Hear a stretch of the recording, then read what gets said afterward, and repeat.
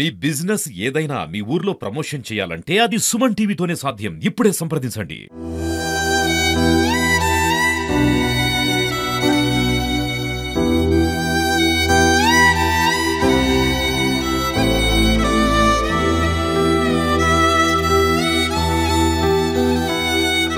నిజంగా ఇక్కడ ఖమ్మం నగరంలో ఒక ఇలాంటి దృశ్యాలు, ఇక్కడ మహిళలు ఏడుస్తూ ఉన్నారు.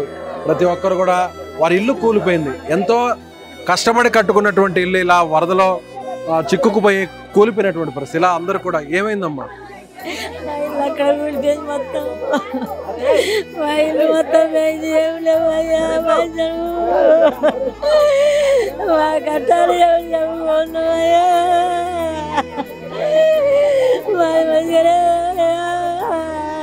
మొత్తం కొట్టుకుపోయిందమ్మా ఇల్లంతా. మొత్తం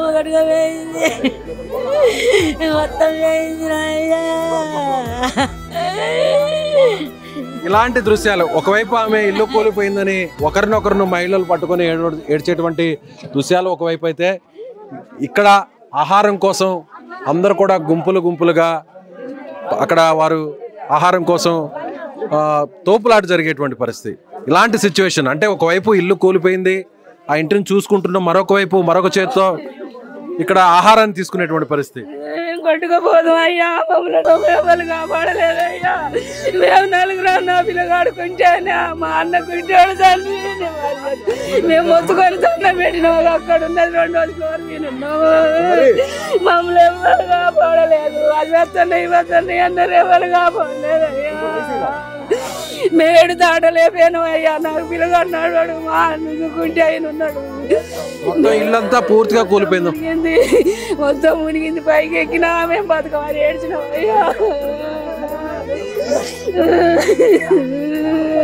ఒకవైపు ఇల్లు కూలిపోయిందన్న బాధ, ఆకలితో అలమటిస్తున్నటువంటి పరిస్థితి, భయానక పరిస్థితి, దారుణమైన పరిస్థితి. అందుకోసం ఇలా ఫుడ్ తీసుకొచ్చి ఇలా ఫుడ్ కోసం కడుపు నింపుకోవడం కోసం 4 మెతుకులు నోట్లోకి పంపితేనే తిరిగి నడిచేటువంటి పరిస్థితి, బతికేటువంటి పరిస్థితి. కాబట్టి బాధ ఉన్నా కూడా కొంతమంది దిగమింగుకొని జీవితంలో ముందుకు వెళ్ళాలని ప్రయత్నిస్తున్నారు.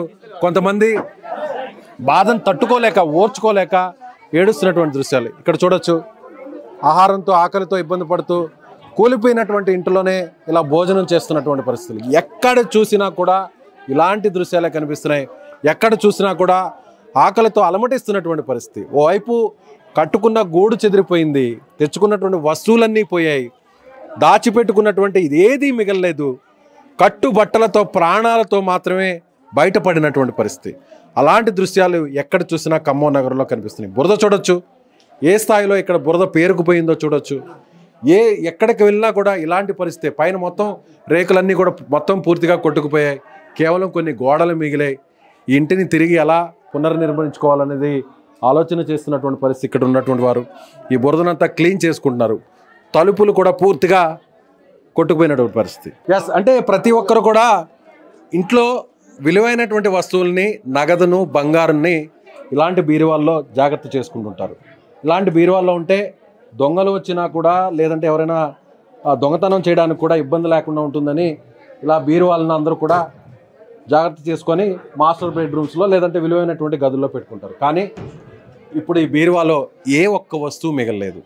కనీసం ఒక చిన్న వస్తువు కూడా మిగలలేదు. చూడొచ్చు, ఏమీ లేదు. మొత్తం అంతా బురదతో నిండిపోయింది, ఖాళీ అయిపోయినాయి, ఏమీ లేవు, ఏ వస్తువు మిగలలేదు.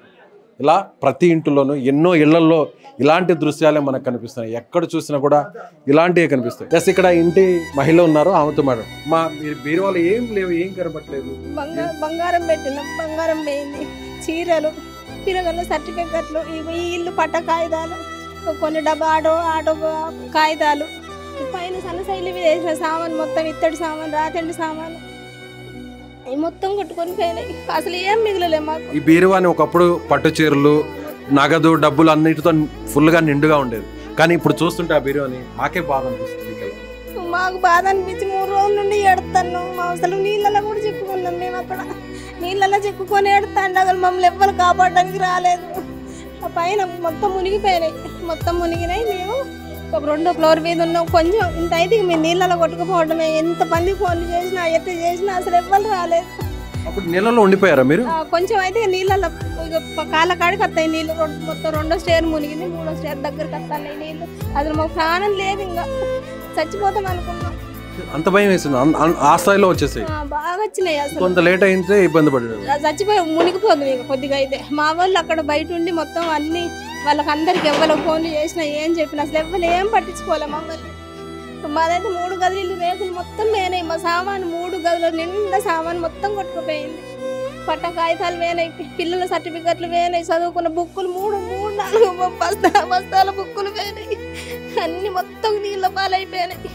తలుపులు మొత్తం మొన్ననే చేపించుకున్నాం. తలుపులు, కిటికీలు, తలుపులు, గ్యాస్ బండ, గ్యాస్ పొయ్యి మొత్తం కొట్టుకొని పైన వేసినాం, రేకుల మీద వేసినాం. అట్లా అక్కడ అంత దూరం రావుగా ఈ పడ్డా ఈయనే ఉంటాయి, లే కింద పడ్డా ఈయన బురద అంటే కడుక్కుంటాం అనుకుని మొత్తం పైనుంచి పైకి వెళ్ళిపోయినాయి నీళ్ళు.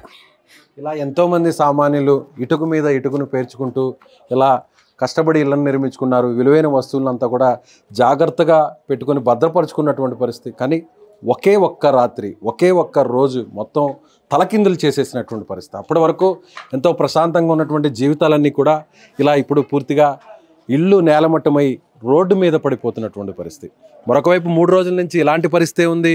వచ్చి ఇంటిని చూసుకుంటే వస్తువులు ఏమన్నా ఉన్నాయని చూసుకుంటే ఏ ఒక్క వస్తువు మిగిలినటువంటి పరిస్థితి. ఇంటిలో పైకప్పు కూలిపోయింది, గోడలు కూలిపోయాయి, ఏ వస్తువు లేదు, మొత్తం బురదతో నిండిపోయింది. మరొక వైపు పిల్లల్ని పెట్టుకొని వారికి ఆహారం తినిపించాల్సినటువంటి పరిస్థితి. కొన్ని రోజుల తరపటి నుంచి కూడా ఎంత ఆలోచించినా, ఎంత బాధపడినా కూడా కడుపు నింపుకోకపోతే కాలం వెళ్ళదీయలేనటువంటి పరిస్థితి. కాబట్టి ప్రభుత్వం ఇచ్చే ఆహార ప్యాకెట్లు, స్వచ్ఛంద సంస్థల వారు ఇచ్చేటువంటి ఆహార ప్యాకెట్లను తీసుకుంటూ ఏడుస్తూ ఒకవైపు బాధ, మరొక వైపు ఆకలి, ఇలా ఎక్కడ చూసినా ఖమ్మం నగరంలో ఉన్నటువంటి అనేక ప్రాంతాలు, అనేక ఏరియాలు ఈ విధంగా ఇబ్బంది పడుతున్నటువంటి, నిజంగా ప్రతి ఒక్కరూ దాతలు కూడా ముందుకు రండి, ప్రభుత్వానికి అండగా నిలవండి. అలాగే సపోర్ట్గా ఉంటూ బాధితులకు సపోర్ట్గా ఇచ్చి, వరద బాధితులకు అండగా నిలిచి మీ చేతనైనటువంటి సాయాన్ని అందించండి. కెమెరామెన్ సాయితో విజయ్.